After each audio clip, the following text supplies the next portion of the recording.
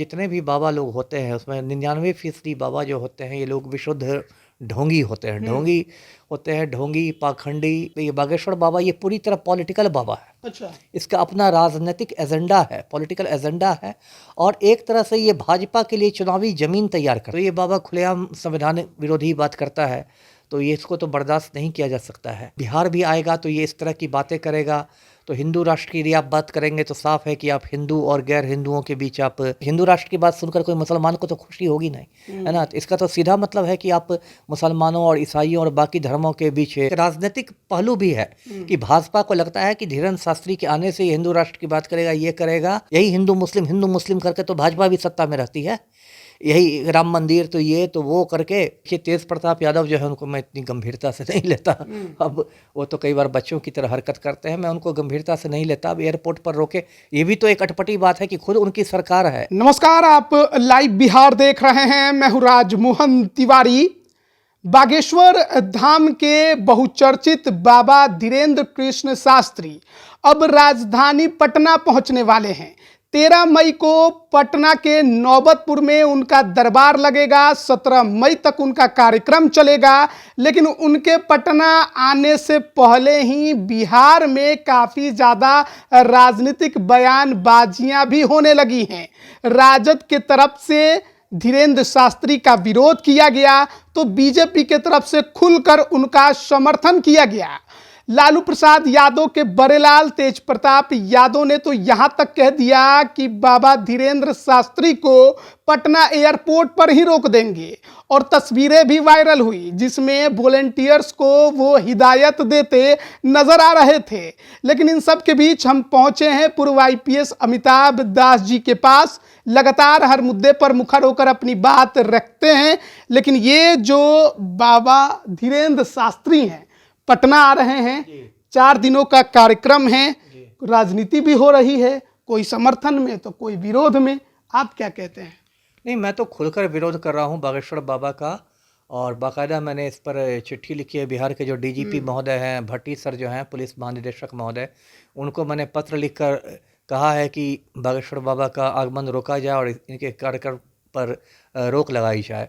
देखिए, मैं पहले दर्शकों को बताता हूँ, ये मामला जो है ये पंडित धीरेन्द्र कृष्ण शास्त्री नाम है, और ऐसे बोलचाल में लोग इसे बागेश्वर बाबा कहते हैं, और अक्सर ये TV पर दिखाई देता है, YouTube बहुत सारे वीडियोज हैं इसके, और कम ही उम्र का है। और पटना में इसका कार्यक्रम 13 से 17 मई को हो रहा है। पहले ये कार्यक्रम शहर में होने वाला था, गांधीनगर में, लेकिन फिर ट्रैफिक की समस्याओं की वजह से इसको पटना ग्रामीण में शिफ्ट कर दिया गया, और अभी ये नौबतपुर के किसी गांव में हो रहा है।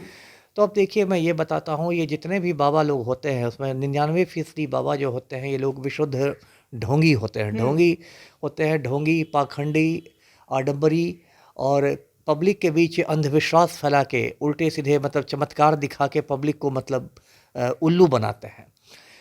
और इस बागेश्वर बाबा से मेरी एक ये शिकायत भी है कि ये मतलब अपने मंच से हिंदू राष्ट्र की वकालत करता है। तो ये सरासर संविधान विरोधी बात है, क्योंकि भारत जो है वो एक धर्मनिरपेक्ष राष्ट्र है, सेकुलर कंट्री है। संविधान यहाँ का धर्मनिरपेक्ष है। संविधान की प्रस्तावना में इसको धर्मनिरपेक्ष बनाया गया है। अभी आपको पता होगा, पंजाब में अमृतपाल सिंह नाम के एक खालिस्तानी ने खालिस्तान की मांग कर दी, तो उसको पुलिस ने जेल में भेज दिया। तो खालिस्तान की मांग जिस तरह से संविधान विरोधी है, गैर कानूनी है, ठीक उसी प्रकार से हिंदू राष्ट्र की बात भी संविधान विरोधी है। तो ये बाबा खुलेआम संविधान विरोधी बात करता है, तो ये इसको तो बर्दाश्त नहीं किया जा सकता है। और बिहार भी आएगा तो ये इस तरह की बातें करेगा। तो हिंदू राष्ट्र की यदि आप बात करेंगे तो साफ है कि आप हिंदू और गैर हिंदुओं के बीच आप वैमनस्यता फैला रहे हैं, भेदभाव कर रहे हैं। और देखिए, संवेदनशील समय है, 11 महीने बाद लोकसभा चुनाव है। अभी आपने बिहार में देखा कि रामनवमी में हिंसा हुई, खास के सासाराम और बिहार शरीफ में काफ़ी हिंसा हुई। और उस हिंसा के माहौल में यदि आप आके उसमें आग में घी डालने लगते हैं तो ये तो बहुत ख़राब बात है। तो इसलिए मैंने यही लिखा है DGP साहब को कि बिहार में वैमनस्यता नहीं आए और सामाजिक सद्भाव बना रहे, भाईचारा बना रहे। इसके लिए ज़रूरी है कि बागेश्वर बाबा को रोका जाए। जी। लेकिन आप संविधान की बात कर रहे हैं, लेकिन संविधान ही यह आज़ादी भी देता है कि आप अपने धर्म का प्रचार प्रसार कर सकते हैं, उसके लिए आप कहीं भी आ जा सकते हैं, लोगों की सभाएं जुटा सकते हैं और अपने धर्म को लेकर आप अपना प्रचार करते हैं, इससे कोई दिक्कत नहीं है। तो फिर आपको क्यों दिक्कत हो जाती है? नहीं, ये दो अलग अलग बातें हैं। अपने धर्म का प्रचार करना एक अलग बात है और दूसरे धर्म को नीचा दिखाना एक अलग बात है। क्या कभी धीरेन्द्र शास्त्री ने वैसा बयान दिया है जिससे लगे कि उन्होंने दूसरे धर्म को लेकर कुछ गलत बयान दिए? ये हिंदू राष्ट्र की बात ही करना एक ये है। क्या उन्होंने मुस्लिम, सिख, ईसाई को लेकर कुछ कभी गलत बोला है? आप हिंदू राष्ट्र की बात करना ही एक आपत्तिजनक बात है, क्योंकि यदि आप हिंदू राष्ट्र बनाने की बात करते हैं तो सीधा सीधा आप मुसलमानों को, ईसाइयों को या बाकी जो गैर हिंदू हैं उनको आप चाहते हैं कि वो लोग दोयम दर्जे के नागरिक बन के रहें, उनको उनका अपना राष्ट्र नहीं हो। तो इसका सीधा मतलब है कि आप दूसरे धर्मों के प्रति एक वैमनस्य। हिंदू राष्ट्र की बात सुनकर कोई मुसलमान को तो खुशी होगी नहीं, है ना। तो इसका तो सीधा मतलब है कि आप मुसलमानों और ईसाइयों और बाकी धर्मों के बीच आप एक खाई पैदा कर रहे हैं, मुसलमानों को हिंदुओं से दूर करना चाह रहे हैं। देश तो तभी तरक्की करेगा ना जब सब हिंदू मुसलमान मिलकर आगे बढ़ेंगे। और इसी बात से जुड़ी एक और बात मैं कहना चाहता हूँ, मुझे शुरू से संदेह है कि बाबा जो है, ये बागेश्वर बाबा, ये पूरी तरह पॉलिटिकल बाबा है। अच्छा। इसका अपना राजनीतिक एजेंडा है, पॉलिटिकल एजेंडा है, और एक तरह से ये भाजपा के लिए चुनावी जमीन तैयार करता है। कैसे? यही अब देखिए, भाजपा का भी तो यही ना चुनावी रहा है प्लैंक, यही हिंदू मुस्लिम करके तो भाजपा भी सत्ता में रहती है। यही राम मंदिर तो ये तो वो करके, हिंदू मुस्लिम विभेद करके, और भाजपा चाहती है कि हिंदू मुसलमानों में झगड़ा हो जिससे वोटों। क्या बीजेपी के सरकार में देश का विकास नहीं हुआ है? पिछले 8-9 सालों में जो प्रधानमंत्री नरेंद्र मोदी लगातार ये बातें कहते हैं कि विकास हुआ, हिंदू मुस्लिम की ही बात ज़्यादा क्यों चर्चा में छिड़ी रहती है? नहीं, विकास कहाँ हुआ? विकास आप मुझे दिखाइए। अब ये तो देखिए विषयांतर हो जाए, एक अलग मुद्दा आपने उठा दिया, लेकिन ऐसे में बताऊं क्या हुआ। एक भी वादा क्या नरेंद्र मोदी ने पूरा किया? इन्होंने कहा था कि 100 दिन में देश का काला धन विदेशों से आ जाएगा, क्या आ गया? इन्होंने कहा था हर भारतवासी के बैंक अकाउंट में 15-15 लाख रुपए जमा हो जाएंगे, क्या हो गए जमा? इन्होंने कहा था कि 100 स्मार्ट सिटी बन जाएंगे, क्या बन गए 100 स्मार्ट सिटी? इन्होंने कहा था कि बुलेट ट्रेन चलाई जाएगी, क्या चल गई बुलेट ट्रेन? इन्होंने कहा था हर साल 2 करोड़ लोगों को नौकरियां मिलेगी, क्या मिल गई 2 करोड़ लोगों को नौकरियां? इन्होंने कहा था दाऊद इब्राहिम को पकड़ा जाएगा, पाकिस्तान जाके पकड़ा गया दाऊद इब्राहिम। तो 9 साल तक तो खाली इन्होंने हवाबाजी की, जुमलेबाजी की, और गौतम अडानी का बिल्कुल मतलब आप कह सकते हैं आदेशपाल बन के काम किया नरेंद्र मोदी ने। तो आपको ऐसा क्यों लग रहा है कि पंडित धीरेन्द्र शास्त्री अगर आ गए बिहार में तो वो बीजेपी के लिए काम करेंगे?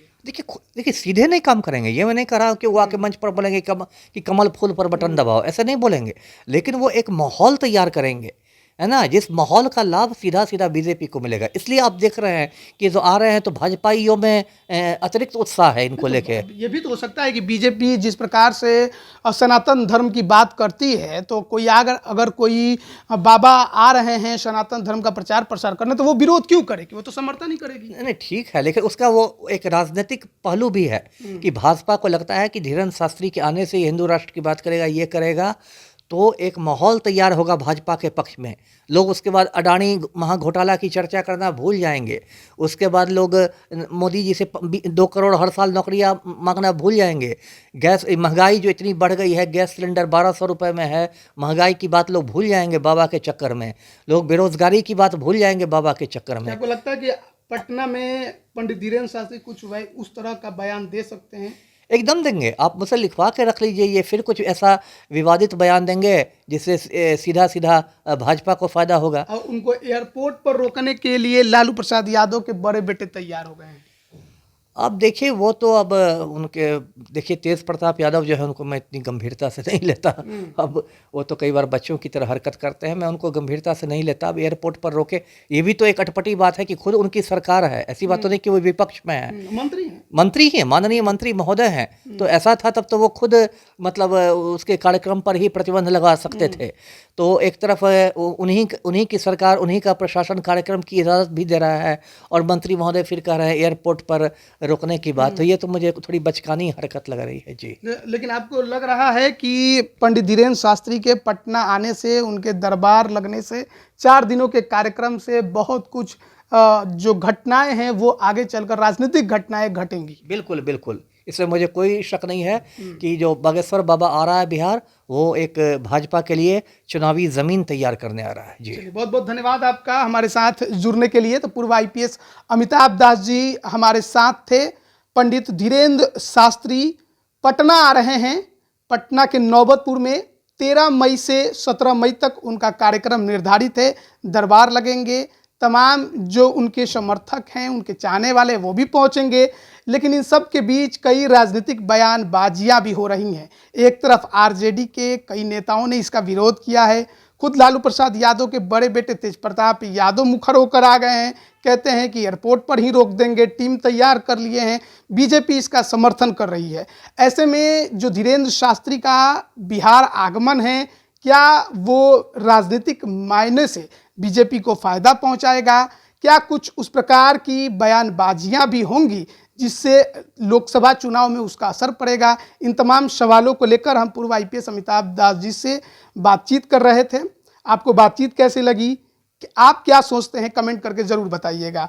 बने रहिए लाइव बिहार के साथ। आप सभी का बहुत बहुत धन्यवाद। लाइव बिहार यूट्यूब पर सब्सक्राइब और फेसबुक पर लाइक जरूर करें।